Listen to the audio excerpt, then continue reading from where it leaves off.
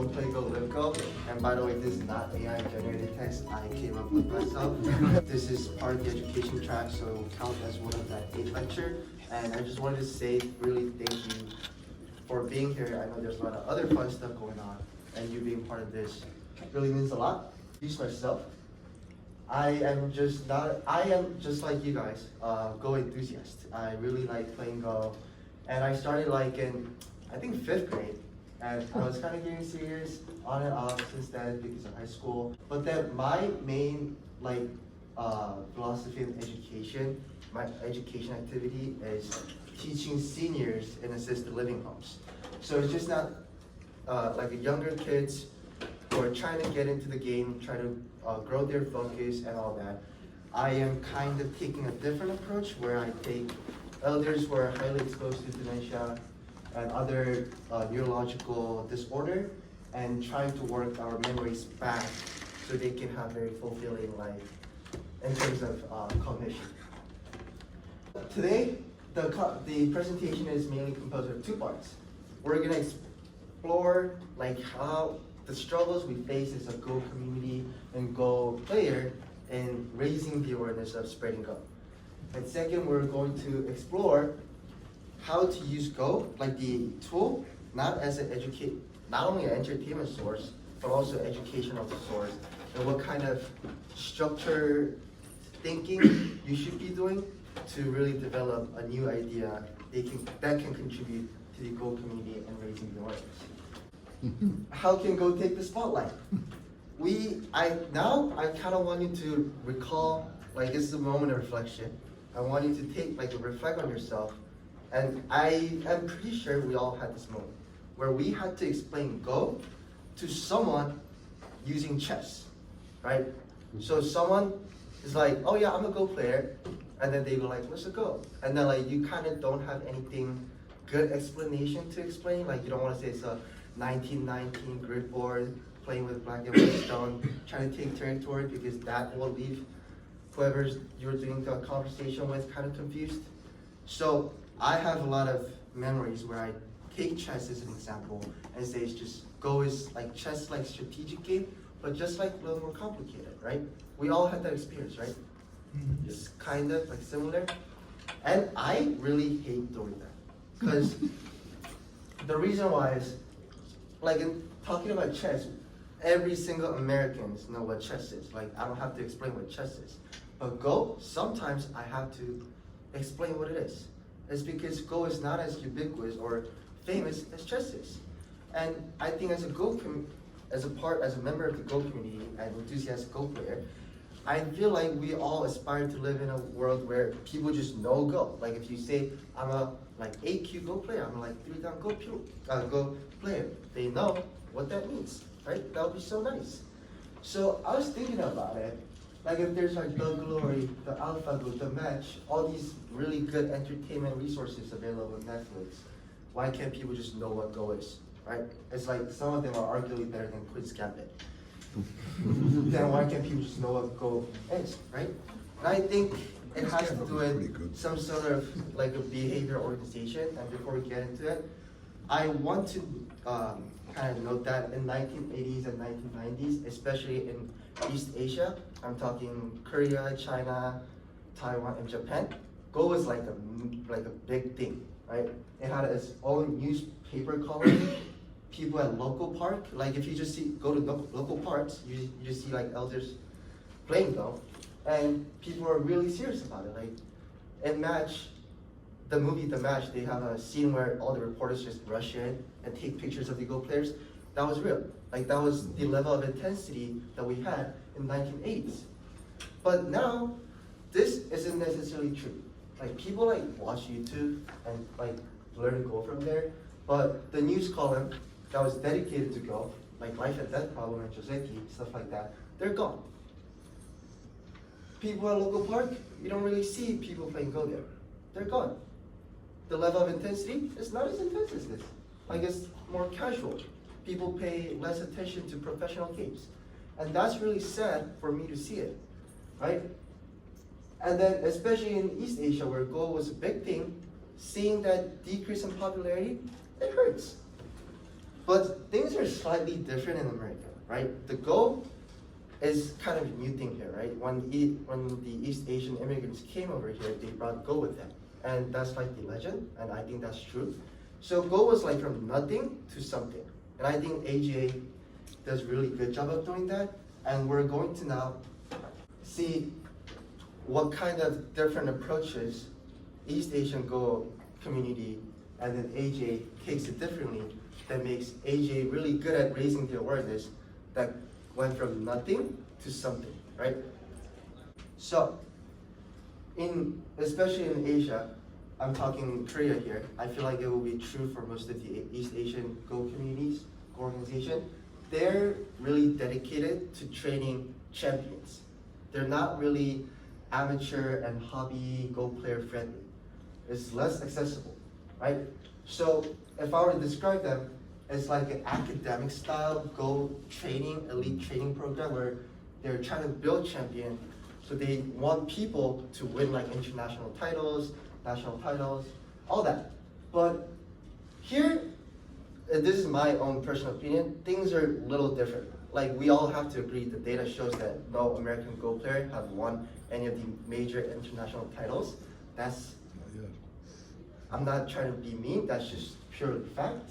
And it's because they're less serious about building a champion there, but they're more leaning towards building a friendly environment, like very inclusive environment, where Go can be a hobby, right? So it's more of community-centered thing. And I feel like we all can agree on that, right? Mm-hmm. And despite these cultural differences, we have achieved something, but it's not good enough. The reason why I say that is people in America still don't know what Go is, right? You still have to sometimes explain what Go is through chess. And that's just an unfortunate thing. And that led me to thinking why Go could be such a hard thing that people can't grab. Like if you just sit down, learn the rules, play a couple, people don't have the attention span. That's the conclusion I came. Because we live in a world where we're driven by dopamine, right? So if I wanted to, I could go to my dorm, use this device, watch YouTube for like 7 hours, go to bed, and I'll be, yeah, that was a pretty fun day. Like I had a lot of fun YouTube videos, right? I've been reading this book called Dopamine Nation, and the book explains how we live in a very engineered society where it encourages dopamine accessibility and immediate gratification. And those two words are the exact opposite of Go, right? To play a quality game, right? Where you feel good about, like you feel excited after the game, you feel good. That takes patience. That takes for you to think through your options and do all the thinking. But this YouTube video games like Instagram, they're like the opposite. So maybe we, as like a modern human being living in 2025, where like Netflix is just like so easy to access, maybe we're built against the Go. Maybe the Go requires us to think the opposite way the society wants us to think. And I feel like these are the biggest challenges we face as a Go community to make Go simplify. Simplify the Go so people can learn, but like people don't have the attention span, so we're trying to simplify more, but people still don't have the attention span. That's kind of the conclusion I came into. So maybe it's because of all of these different factors. Okay, cause you're struggling. I am going to introduce some of the hidden potential Go has that could possibly overcome these challenges. And we're gonna do this innovative Go exercise. And before I do that, I want you to show you this formula I have developed so you can, by yourself, take this worksheet, play around with it for a bit, and develop your own idea, which is unique to you, that you can use to make something good and do some contribution to the Go community. And I'm actually going to pass this out right now. Yeah, I'm going to pass this out right now. So, listen to the explanation, and then as you go along, you can think of some of the ideas you have, and then you can fill it out. As we go along. Yeah, as we go along. It's not required for you to fill out, but it's encouraged. It's not like you have, it's not being graded. I'm not grading this. It's for you to keep, play around, and have fun.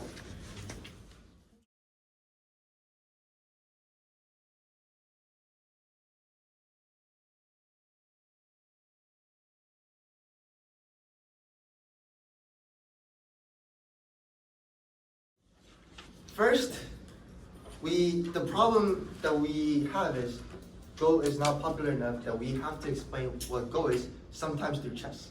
I think that's the problem I have. But maybe there are different problems within the Go community that you want to solve. So what I did was, in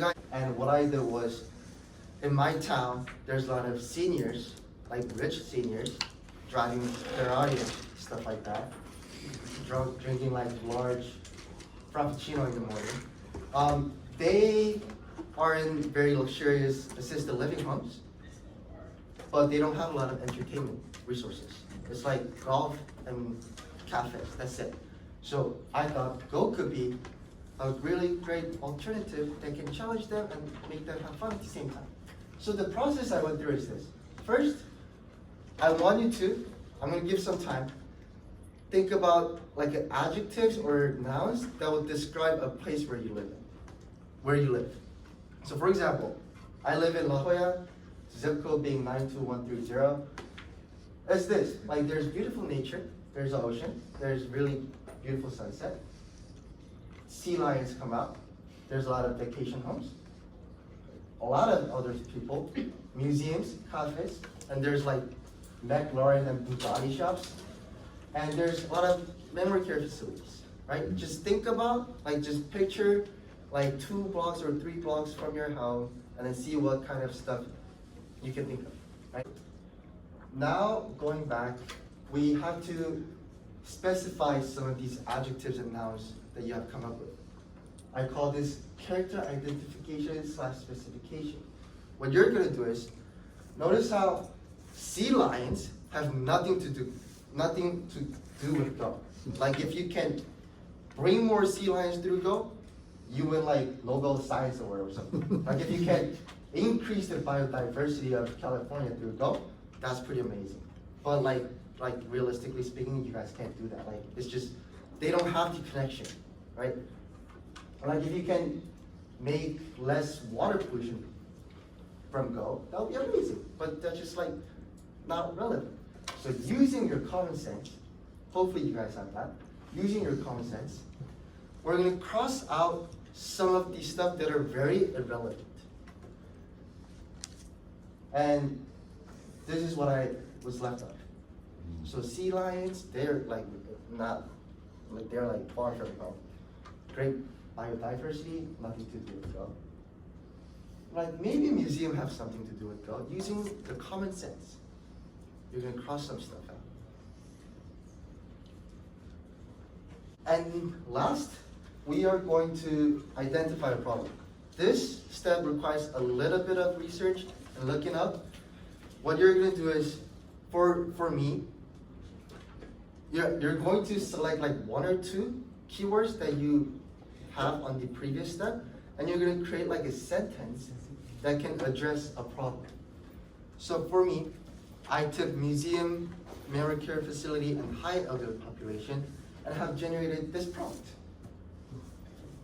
And I do recommend using AI for this step, because AI is just better at doing this. So you just plug in the keywords, say, what kind of problem could you have expected using these 3 keywords?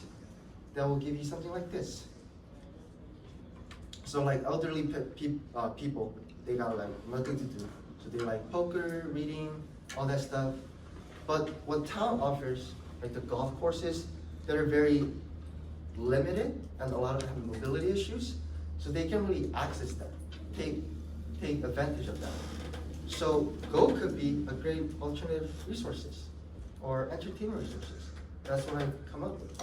And that entertainment part, I got the inspiration from museum. So by this process, you might not have the clear problem prompt, but you'll have some sort of idea, right? You have something that kind of comes up in your mind. And one thing that you have to know is this process takes time.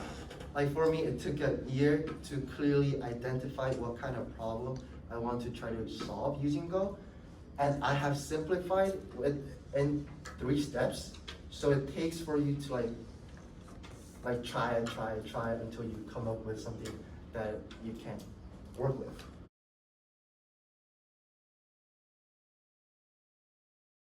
We are moving on to the solution part.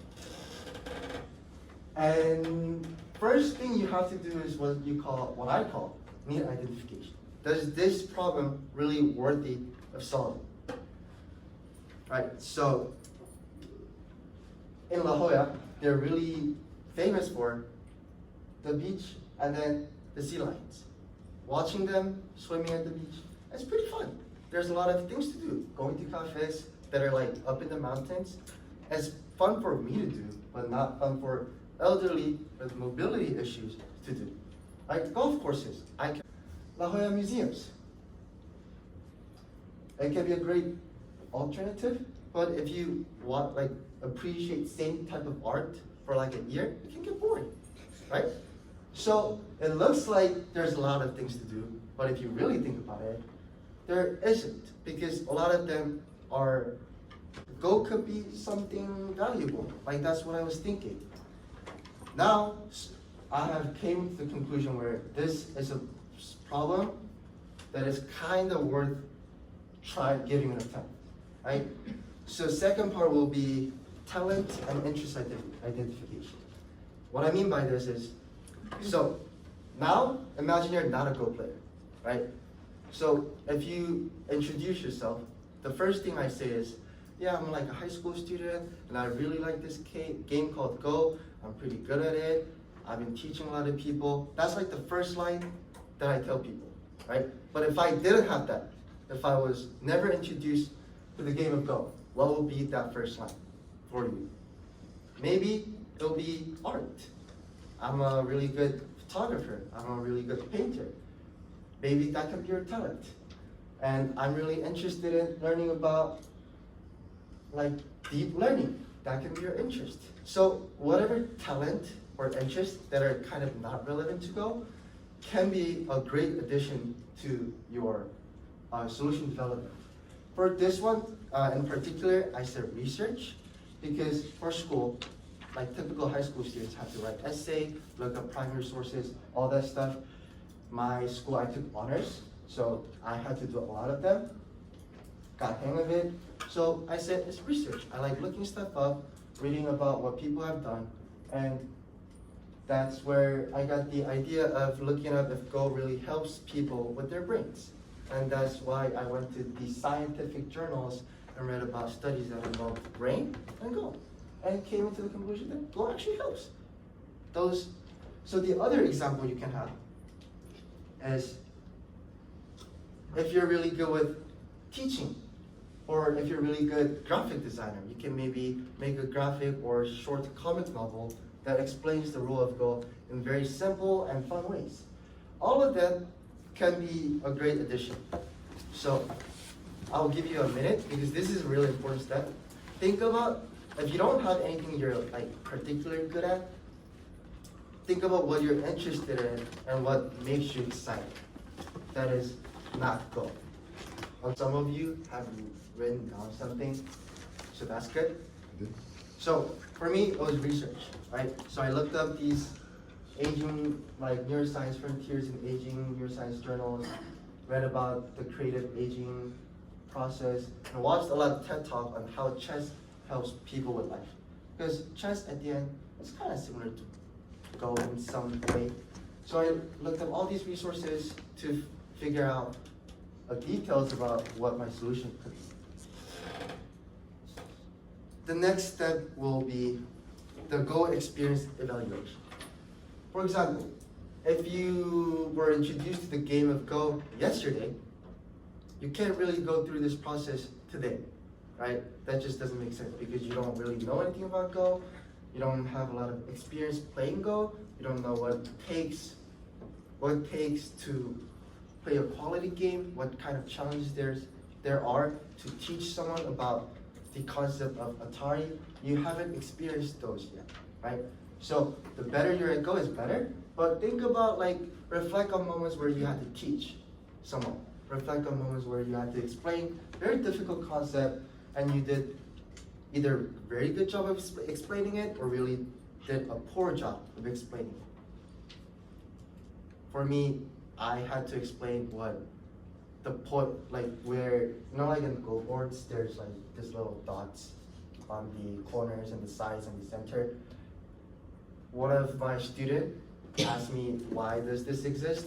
And I had no idea. Like, I never thought about that.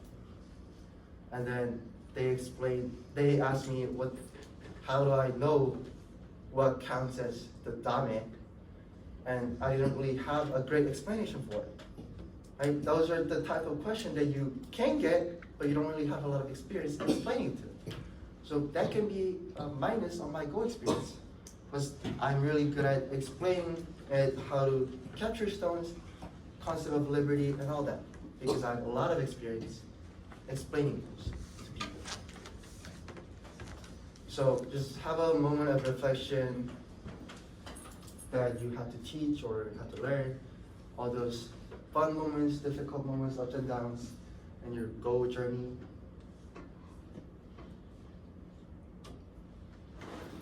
Lastly, you're going to combine what you have to a unique solution. So for me, if I reflect on my experience, I had a lot of experience teaching young kids. I taught at churches, I taught at my school, I taught some kids at San Diego Go Club with Ted, and I just had really fun time teaching kids. That was my highlight of Go education journey. So combining that with what I found through research, which was my talent / interest, I combined that two into one solution, which is this, Go for a Better World. So I'm taking my teaching experience and what I found in internet, those research papers, and I've organized them into a book, a curriculum that is focused on pattern recognition, which is something that elders are not really good at doing. And I've made it into a book to really accelerate my workshops and teaching processes, and it's been really successful so far. Right? I explain something, people go to my book, they do a problem. If they need more practice, I make more question about it. And there's a structured way of teaching elders, and that was the unique solution that I was able to come up going through this process. Yeah, so all these ideas first started in freshman, and Ted was actually there on the most left picture, that's Ted and me. I had this idea of combining what I found on the internet with my Go experience and doing this. And first of all, I had a lot of fear presenting idea this unique and this unfamiliar to people, to panel of judges. This was like Shark Tank style stock pitch competition, and there was like $4,000 prize money on it, and I was like really excited, but on the other side, I was really scared. Maybe what if people don't find Go as interesting as I did? What if I explain something and I did really poor job of explaining it and make it seem really not interesting, and people just find this game weird for some reason, not cool, right? All of these fears I had, but it turns out I'm sharing this story because it ended in really good outcome. I ended up winning the competition, got the project funding of $4,000 from Mr. Baylog, who's a businessman, and I was able to make my idea into a reality. And that's where all this journey started. And now, there's Go for a Better World is a nonprofit organization. We have a certified 5-week program for both kids and elders on teaching Go through a lens of cognitive enhancement / pattern recognition. And there's other volunteers have collected 3,500 hours over years, maybe more, located in 4 different schools, and there has been a summit in Korea. And still, till these days, we're teaching at all these different places. I think actually Ted took that photo of me and 2 grandma at most left. And these are school, churches, and senior assisted living communities where I go and teach with my friends and do all these work of spreading them. So before I close, I want to say this because it's really important. When I was presenting this idea, of course I had a fear of rejection, people not finding it interesting. But Go is a really powerful tool. Like, it's just not entertainment resources. It can be something that goes beyond entertainment. So whatever you have on paper, you don't have to share with me, but if you have something really great, please do. If you take time to think about it, reflect more, and really sit down and then like grab your like hair and then like think about it, it might be something really great, right? This took 3 years to build, but it might take shorter, it might take longer, and at the end of the day, you'll be able to do something that's so great that people might give award for it, right? I didn't do this because I wanted to get Teacher of the Year award, right?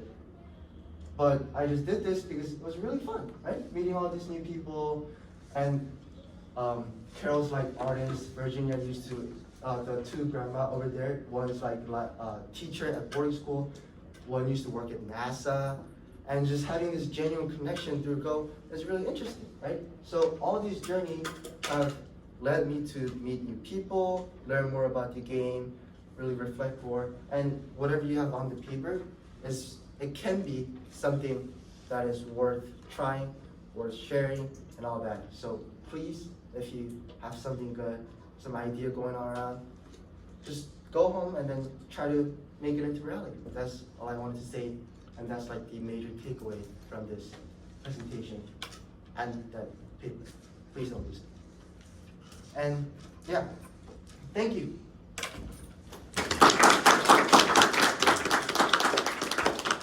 How many places are you teaching?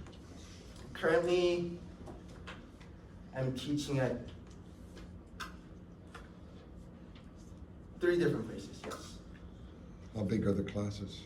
One, we usually, it ranges from 15 to 20 for one. It's a bunch of kids, high school students. And the place I go with Ted, it's a senior living assisted living center, varies between like 2 to 5 to 6. And the other one I just ended, but it used to be like a bunch of parents and a bunch of kids. It really depends on which week you do it. Teaching the parents and the kids? Yeah. So the objective is the parents also understand, the kids understand. So with the concept they understood together, they can do some exercise that is on the book together at home. Do they play one another? Yeah. So they have this like massive sense of pride if they beat parents. So that's kind of the feeling that I'm going for the kids. The senior center is just one program. I used to teach at 2, but one just ended. They didn't renew it, or they what? When we didn't have did like time. a contract, it was like 6-week thing, and they were not interested in continuing. But the place I took show you a photo of, it has been like almost 2 years. Yeah, and they're playing 19 by 19 right now. And it's a pretty quality game. Are there a senior center has a lot of changeover in terms of people. People die, people leave, new people come in. Are you bringing new people into the program? Are there new people that get integrated into that program? Yeah, it depends on like, it depends on weeks. Sometimes they have like 2 more people, and then sometimes they become really consistent. Sometimes they try out for like 3 weeks. They don't really find it interesting, they go. It depends on like if they find it interesting or not.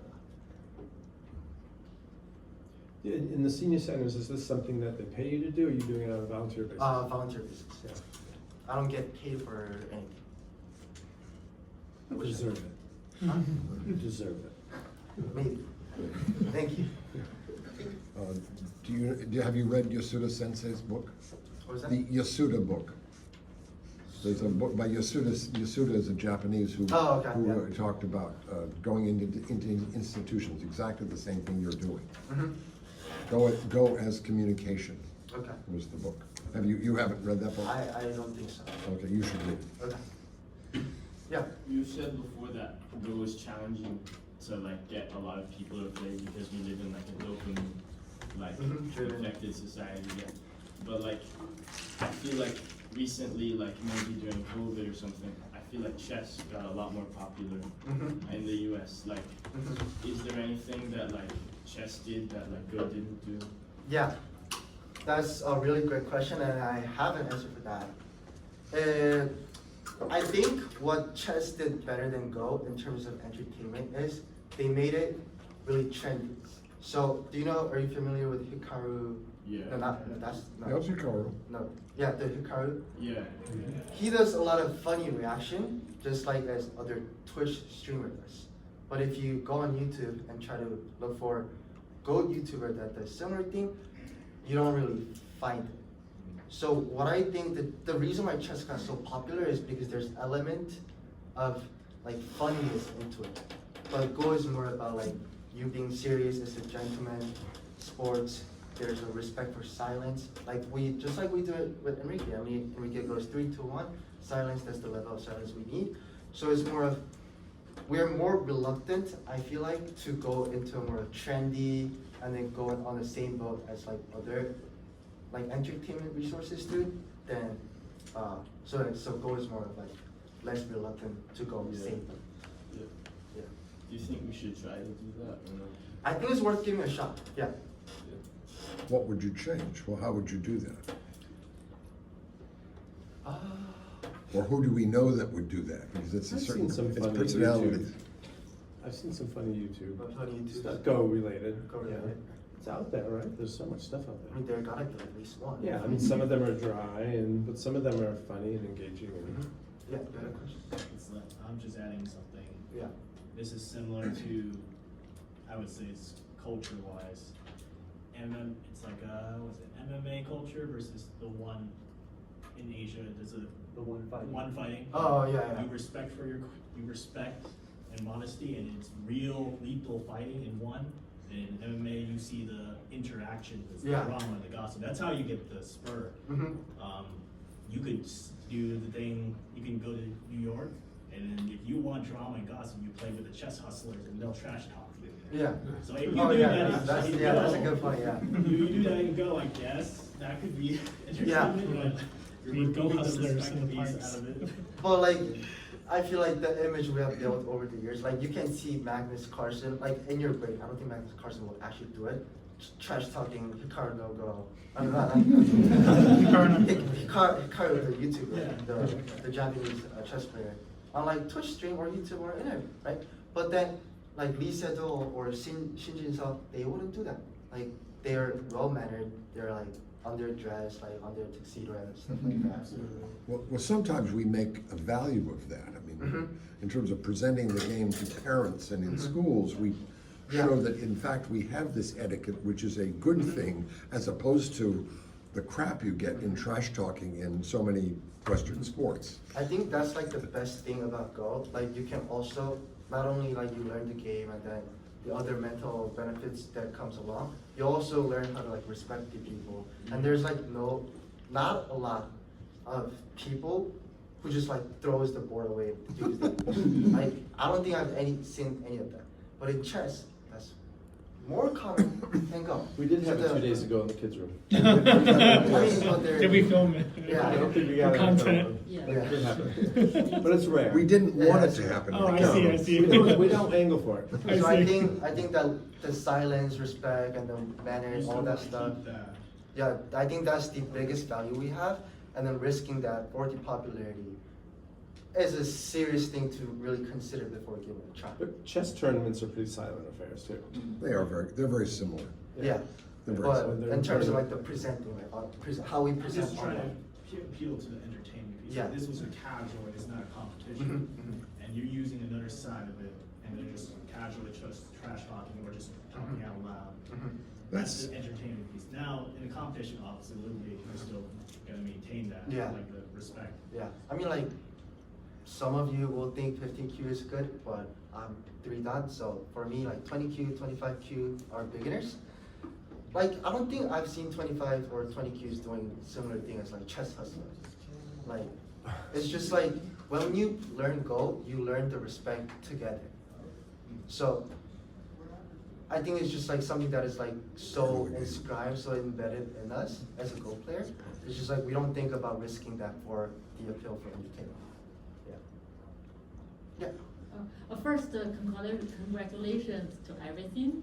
Oh, thank you. The presentation is very impressive. Thank you, Yeah, thanks so much. congratulations for everything. And I'm also interested in research. Mhm. Yeah, I'm just interested in your research you have been doing. Mhm. Like, is it possible you could just give us Yeah. some like a summary Mhm. of your finding? And additionally, if you find compared to other board games, is Mhm. there any difference regarding in terms of the brain development specific for Go?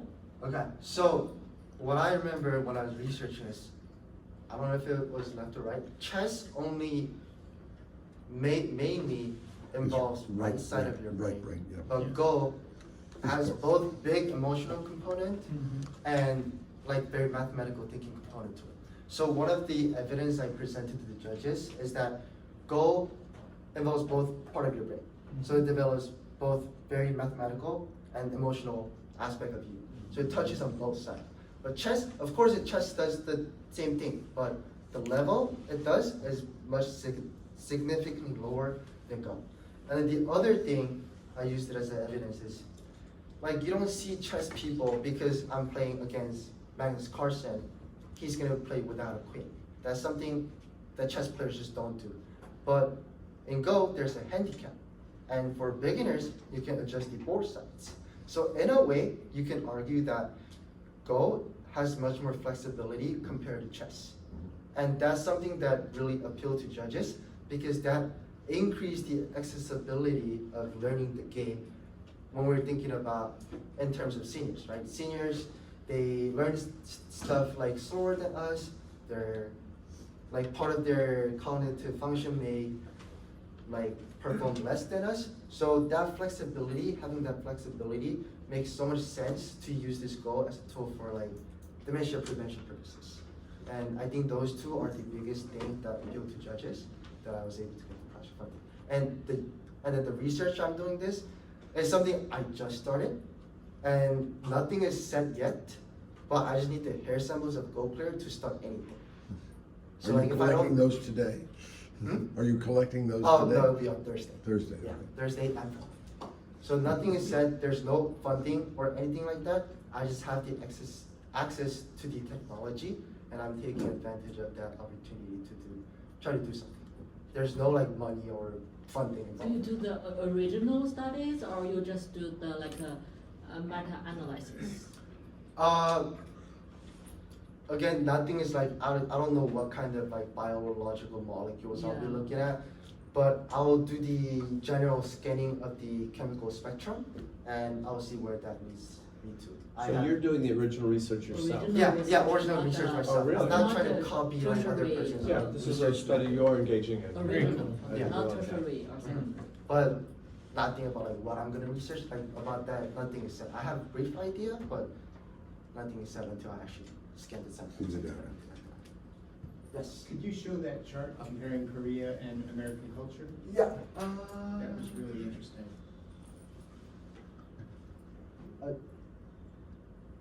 And then some of you might not agree with me totally. This is very opinionated.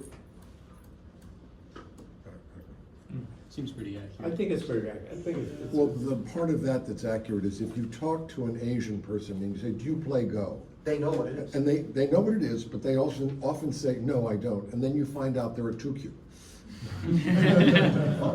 Because unless they are a Don player, they say, I don't play Go. Oh yeah, I buy that. And that's, Yeah. but that's this. It's Yeah. part of this same cultural bias to only this part counts. You ask somebody, do you play tennis? And they say yes, and you put them on the court and it's, it's tennis at 20Q, but they play. Thinking of getting people to think of themselves as players when you're playing at 25 and 20 and 15Q, as opposed to, oh no, I only have to be at Shodan and that's the only thing that counts. We need to we need to focus on this inclusive, just having fun, play whatever level you're playing at. I mean, some of this difference is cultural. Yeah. But I think some of it is also embedded in the fact that Go is widely known in Korea and it's unknown in the United States. So it behooves us to just try to get people to know the game versus, yeah. It's a great game at Right. 20Q. It's a terrific game. Sometimes it's a better game at 20Q Oh. than in the Don level. I say 25Q is the closest thing to professional play. They Tanuki everything.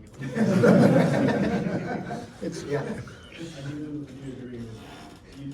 Dopamine comes in many ways, and it can be distracting in the technology world. But the question on an individual basis, and we're still trying to grow in America, do you derive dopamine from competition, or do you derive dopamine from just enjoying the game? For me, I feel like having the personal connection. So of course it feels bad if I lose the game in a really bad quality manner. But I feel like the most of the dopamine I get personally is from the quality of the game. Like even though I lose, if I had a really intense fight and play a couple of good moves that made like my opponent think for 20 minutes 2 times, like that's good. Like that's fun. Like I don't care if I lost the game. If there's like 0.5, of course there's gonna be some moments, but it's still fun. It's like for the board game group, there's games that is like zero-sum, pure skill, where it's like chess and Go. Then there's games where people were like, I want to play something a little bit more luck-based, dice roll.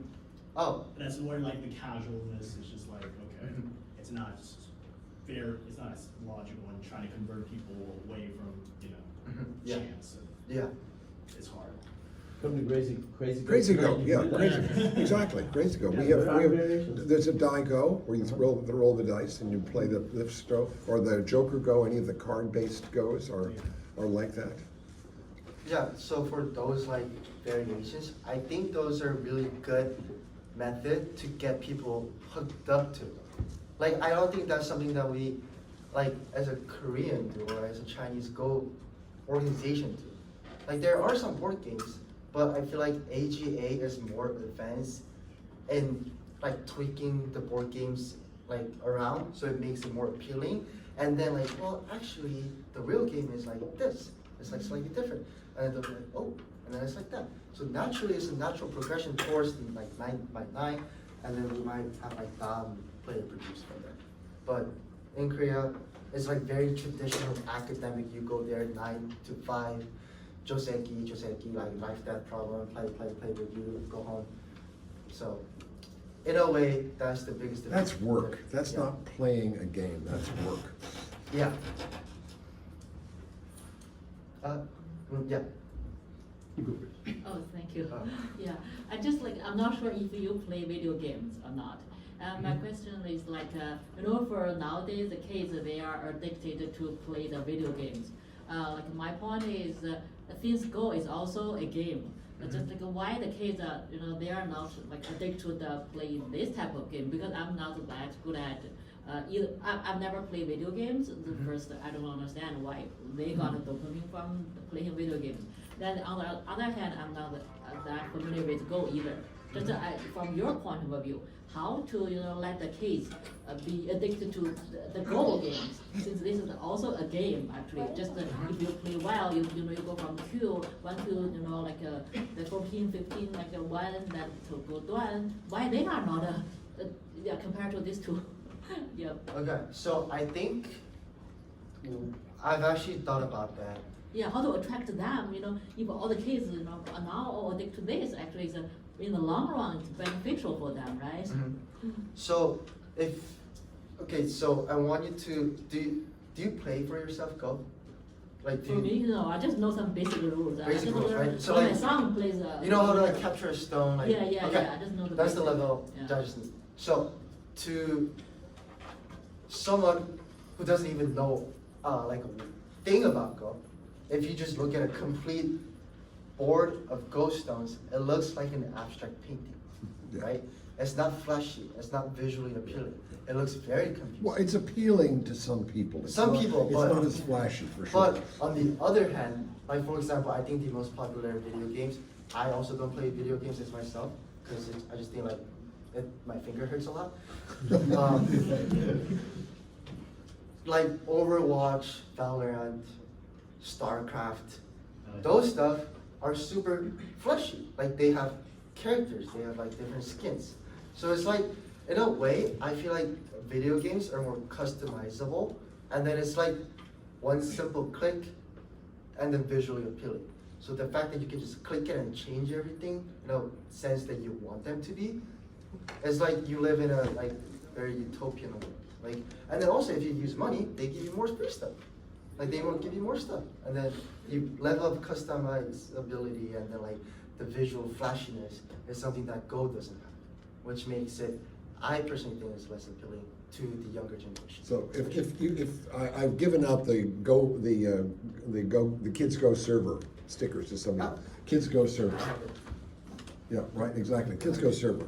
So the avatars that the kids pick are 5 different planets and the different kind of creatures, and you can have horns on or different eyes or different. So it's to try to get a little bit more visual stimulation for the beginners.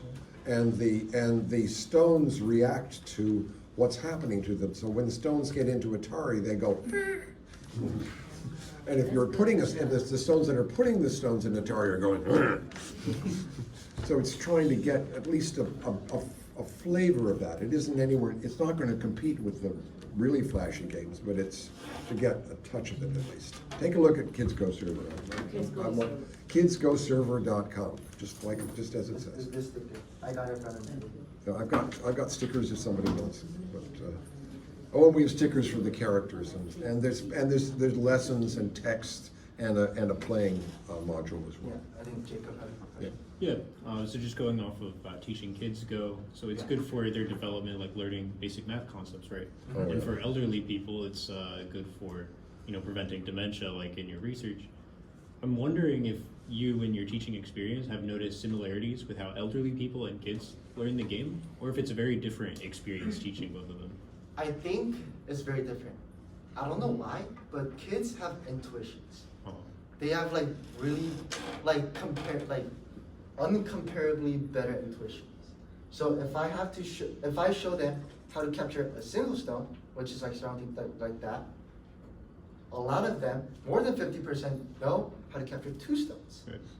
But elders is kind of different, because I have to show them how to capture 2 stones, 3 stones, 4 stones. And then 4 stones can be like lined up like that or in like a square. They also struggle with this. So I feel like Whereas the kids don't. kids don't. If I say you have to surround Take all all the liberties, and liberties are like the horizontally and vertically adjacent point next to your opponent's stone, you just have to surround it. And then see, this is a diagonal to this stone, so this is not a liberty, you don't have to surround it. They understand that like pretty fast. Maybe I have to explain twice or 3, but for elders, that takes maybe entire class period, maybe 2. So I think the level of intuition, I feel like this is right. Like also in Go, in the opening section, you don't like manually calculate what's gonna happen, right? Like it's like that intuition, like the feeling that you develop. It's left brain. Yeah, it's left brain. So I feel like younger people are better at that than older people. I think that's the biggest And difference. maybe risk taking, they're willing to take the risk and they take that leap and they see, I think it's this way. There's a mental flexibility. It's a mental Yeah, flexibility. also, I think elders are quite shy about presenting answers. Like, if I do They don't want to this- be wrong. Yeah, if I do this, and if it's not right, I don't want that. I always just have like my teacher explain it, and I just know the answer in that way.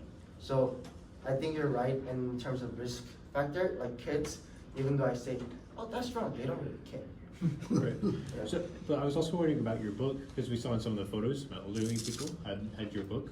So is there a lot of sumego in it, or is it just teaching like really fundamental It's- concepts? And do you give it to both kids and elderly people? Yeah, so a thing that I do very differently from a lot of traditional Go curriculum is, first, I don't teach code.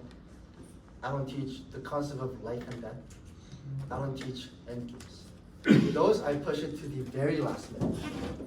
The reason is, I want them to have almost immediate gratification.